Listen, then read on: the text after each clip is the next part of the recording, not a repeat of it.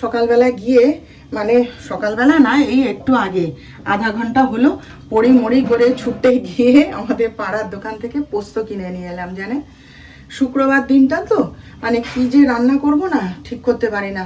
আর ওই সব টমেটো এই সেই ঝামেলাটা করতে চাই না।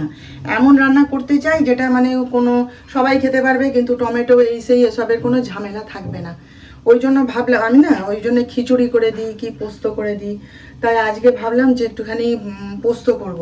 তা সে সকাল থেকে তো সময় পাইনি, এক্ষুনি পুজো করে উঠে মানে জল খাবারটা খেয়ে কোনো রকমে ছুটলাম, গিয়ে দেখি না দোকান খোলা আছে, ওর কাছ থেকে পোস্ত নিয়ে এলাম।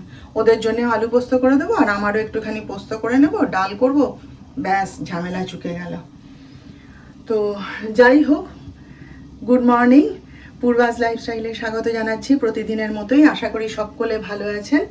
তো এখন বাজে হচ্ছে প্রায় 11:30। তো আজকে হচ্ছে শুক্রবার, বাসি কাজকর্ম সবই করা হয়ে গেছে। ডাক্তার সাহেব প্রতিদিনের মতোই ভোরবেলা উঠে বেরিয়ে চলে গেছে, তার সঙ্গে আমার দেখাও হয়নি। তো কিন্তু ব্যাপারটা হচ্ছে ফোনটাকে ফেলে দিয়ে গেছে, যেন ফোনের পর ফোন আসছে। আমি আর কত ফোন করব বলুন, পুজো করছি কানের কাছে ফোন বেজে যাচ্ছে। তারপরে সব ইম্পর্টেন্ট ফোন। তো যিশুকে বললাম যে তুই দেখ কী কী ফোন এসছে, যেগুলো ধরে তুই কথা বলতে হবে কথা বল। কারণ আমি ফোন ধরলাম, ধরে বললাম না ফোন ফেলে গেছে, কি দরকার বলুন, তখন বলবে না ম্যাডাম থাক, স্যার এলে বলবো। হ্যাঁ, এমন কোনো কথা নিশ্চয়ই বিজনেসে যেগুলো আমাকে বলে লাভ নেই, তাই না? সেই জন্যে আমি আর ধরিনি। যিশু উঠতে যিশুকে ফোনটা দিলাম, আমি তুই দেখ। দেখে ও আবার ওর বাপির সাথে কথা টথা বললো, বলে আবার বেরোলো, বললো মা দাঁড়াও আমি আসছি, কাজ আছে, আর আমি নার্সিংহোমে গিয়ে বাপিকে ফোনটাও দিয়ে আসবো। আমি সেই ভালো।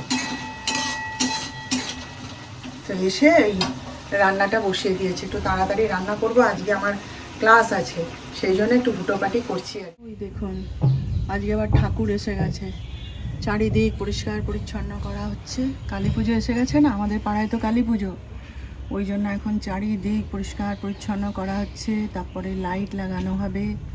ওই যে সকাল থেকে দেখছি ঠাকুর এসে চারিদিক পরিচ্ছন্ন করার কাজে লেগে গেছে। দেখছেন বাইরেটা কিরকম গুমোট হয়ে রয়েছে। রান্না তো হয়ে গেছে, যিশু গেছে চান করতে। এই যে বিউলির ডাল করেছি, দেখাচ্ছি। এই যে বিউলির ডাল। এখন আর যিশু কিছু বলে না, কদিন ধরে দেখছি চুপচাপ খেয়ে নেয়, কেন কি জানি। বিউলির ডাল, এখানে হচ্ছে পাঁপড় ভাজা, এই যে উচ্ছে আর পেঁপে সেদ্ধ, আর এটা হচ্ছে ঝিঙে পোস্ত, আর এখানে হচ্ছে আলু পোস্ত। ব্যাস এই হচ্ছে রান্না। আজকে 4টের সময় তখন আবৃত্তির ক্লাস ছিল, হ্যাঁ। তারপরে বেরোতে যাচ্ছি, আর কি বৃষ্টি, মানে কি বলুন তো, মুষলধারে যে ঝমঝম করে বৃষ্টি তা হচ্ছে না, সে ঝিরঝির ঝিরঝির করে হয়ে যাচ্ছে, ছাতাটা মাথায় দিতে হচ্ছে, এইরকম বৃষ্টি। আবার ডাক্তার সাহেব তখন খেতে এলেন, তো ওই সব সামলে আমি যাবো কি যাবো না করতে করতে গেছি, ছাতাটা মাথায় দিয়ে গেলাম, গিয়ে দেখি না সবাই এসে গেছে মোটামুটি।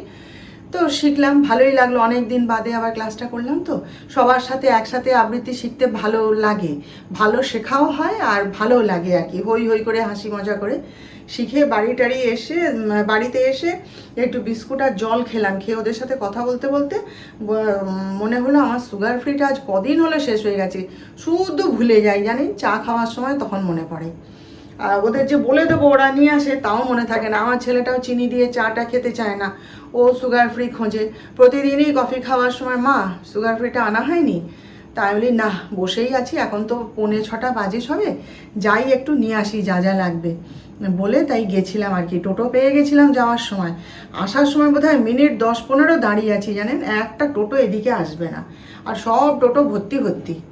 তারপরে একটা যা হোক পেলাম, সেই মালি জঙ্গল পাড়া দিয়ে ঘুরে ঘুরে ঢুকতে হলো, এদিকে রাস্তা দিয়ে টোটো ঢুকবে না, খোঁড়া রয়েছে রাস্তা। তাই আমি ভাবলাম, তাই গেলাম যখন, তখন আমার খাবার জিনিসগুলো সব নিয়ে যাই একটু একটু করে, সেই সব নিয়ে এই ঢুকলাম এসে আর কি। কি গরমও লাগছে আর সেরকম বৃষ্টিও হয়ে যাচ্ছে, যা হবে একবারে হয়ে বন্ধ হয়ে যা না, সেই ঝিরি ছাতা মাথায় দিয়ে কাজ করা যায় বলুন। আবার মাসির কাছে গেছিলাম একটুখানি টমেটো আনতে, মাসি আবার একটু আনাজ গুজে দিয়েছে, বলে নিজে সে শুনবেই না, পাত্তাই দেয় না আমাকে, সব ঢুকিয়ে দেবে ব্যাগের মধ্যে আনাজ। তো যাই হোক সেই সব নিয়ে এলাম। আলু পেঁয়াজটা আনা হয়নি, দেখি কালকে সকালবেলায় ডাক্তার সাহেবকে বলবো এনে দিয়ে যেতে। অত কি বই আনা যায় বলুন? যাই হোক চলুন তাহলে, হ্যাঁ পরে কথা হবে। এই যে সব কৌটোয় ভর্তি করে রেডি করে রাখলাম। এটা হচ্ছে চাল না, হ্যাঁ এটা চাল ভাজা, এটা চাল ভাজা। আমাদের পাড়ায় যে চাল ভাজে তার সঙ্গে আজকে দেখা হয়েছিল, তাকে বলে এসেছি হয়তো কাল সকালে দিয়ে যাবে। এটা হচ্ছে চিঁড়ে ভাজা, হ্যাঁ। আর এটা হচ্ছে চানাচুর, আমি 2-3 রকমের চানাচুর নিয়ে এসেছি। এটা ঢেলে রাখলাম কেন, এটা শুক্রবারটারে না খাওয়া যাবে। অন্য চানাচুরে রসুন পেঁয়াজ টেয়াজ থাকে, হয়তো টক ঠক দেওয়া থাকে, ওই জন্য দেখে শুনে এটা শুক্রবারের জন্য নিয়ে এসেছি। আরগুলো তুলে রাখছি। আর এই যে বাদাম ভাজা, সব কৌটোয় সাজিয়ে সুন্দর করে রেখে দিলাম। আমার তো এগুলো লাগেই না সব সময়, সেই জন্যে এগুলো এনে রেখে দিয়ে প্যান্ডেলে আমার খাওয়া দাওয়ার প্রতি প্রত্যেকে মানে এত নজর দিয়েছে, এত দেখভাল করেছে না, বলার নয় জানেন। বললে মানে কিছু কম বলা হবে। সেই এর দিন জানেন, ওই যে অষ্টমীর অঞ্জলি দিতে গেছি, তো আমি সন্ধি পুজোটা দেখে ফিরবো ইচ্ছা আর কি, তো বসে আছি। তারপরে এবারে বলছে পূর্বা তুমি তাহলে আজকে আমাদের সঙ্গে লুচি তরকারি এখানে খাবে। আমি বলি আচ্ছা ঠিক আছে, একটা দিন খাবো তোমাদের সাথে, বলে তো বসে আছি। তারপরে অষ্টমীর অঞ্জলি দেওয়া হয়ে গেছে, বসে এবার খিদে পেয়ে গেছে। সকালবেলায় তো লিকার চা আর বিস্কুট খেয়ে গেছিলাম। দিয়ে আমি কি করেছি, আমার তো ব্যাগের মধ্যে সবসময় বিস্কুট জল রাখা থাকে, যেখানেই যাই আমার বিস্কুটের ছোট্ট একটা প্যাকেট আর জল রাখা থাকে। তো আমি বিস্কুটটা বের করে করে খাচ্ছি। এবার কতক্ষণ আর বিস্কুট খাওয়া যায়, আর কতবার আর বিস্কুট খাওয়া যায়, হ্যাঁ। লাস্টে এবার প্রচুর খিদে পেয়ে গেছে জানেন। তখন আমি বলছি যে পূর্ণিমাদি আমি না বাড়ি যাচ্ছি। বলে কেন গো? আমি না গো, আমার না প্রচণ্ড খিদে পেয়ে গেছে আর আমার খুব শরীর খারাপ লাগছে। এরপর জানো তো মাথা টাথা ঘুরে পড়ে যাব, আমি আবার বেশিক্ষণ খিদে সহ্য করতে পারি না, আমার আর সন্ধি পুজো দেখতে হবে না, আমি বাড়ি যাচ্ছি। বলতে সঙ্গে সঙ্গে বলে না না বাড়ি যাবে কি, দাঁড়াও। বলে পূর্ণিমা দিশে আমার হাত ধরে ছুটেছে সে যেখানে রান্না হচ্ছে খাওয়া দাওয়া হবে সেইখানে জানেন। সেখানে নিয়ে গিয়ে সেই যে রান্নার ঠাকুর যে ছিল আর কি, তাকে বলে একটা প্লাস্টিকের গ্লাসের মধ্যে করে পনিরের তরকারি হয়েছিল তো, পনির ভর্তি করে দিল জানেন তো।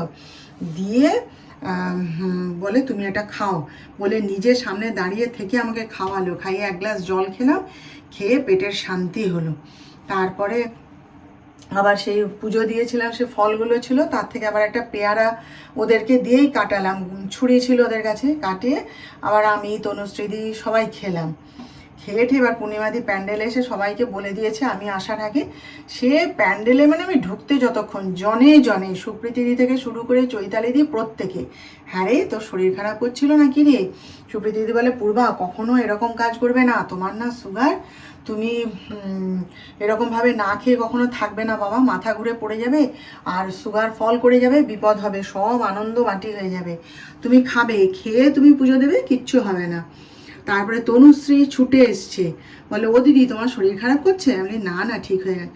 বলে আমাকে প্যান্ডেলে এক্ষুনি সবাই বলছে, আমি ভয় পেয়ে গেছি, আমি ভাবছি যে এই তো দিদি আমার সাথে ভালো করে কথা বলছিল, কি শরীর খারাপ হলো এর মধ্যেই, মানে জনে জনে জানেন তো, এই তো শরীর খারাপ করছে, এই তো শরীর খারাপ। তারপরে বিভা কাকিমা বস এখানে চুপ করে, শরীর খারাপ করছে খাসনি কেন মেয়ে, তুই সঙ্গে করে খাবার নিয়ে আসবি, অমুক তমুক, সে কত কি জানেন। আরও বলছি জানেন, সেই এর দিন কি কখন যেন অষ্টমীর দিনই বোধহয় সাংস্কৃতিক অনুষ্ঠান ছিল না আমাদের, ও না না না নবমীর দিন সাংস্কৃতিক অনুষ্ঠান ছিল, নবমী না দশমীর দিন এরকম একটা। তা ওই আমি বসে বসে বিস্কুটই খাচ্ছি, আমি আর বাইরে আর কি খাবো। তা আমার বান্ধবী তো আমাকে খুব চিৎকার শিপটা, হ্যাঁ তুই সবসময় বিস্কুট রাখিস কেন, তুই ব্যাগের মধ্যে ছোলা ভাজা চিড়ে ভাজা সব ছোটো ছোটো কৌটোয় করে রেখে দিবি, এসব কথাটা তো বলছি। তারপরে হঠাৎ বলে কি অনেকক্ষণ ধরে তোকে দেখে যাচ্ছি শুধু বিস্কুট খেয়ে যাচ্ছিস, দাঁড়া তো।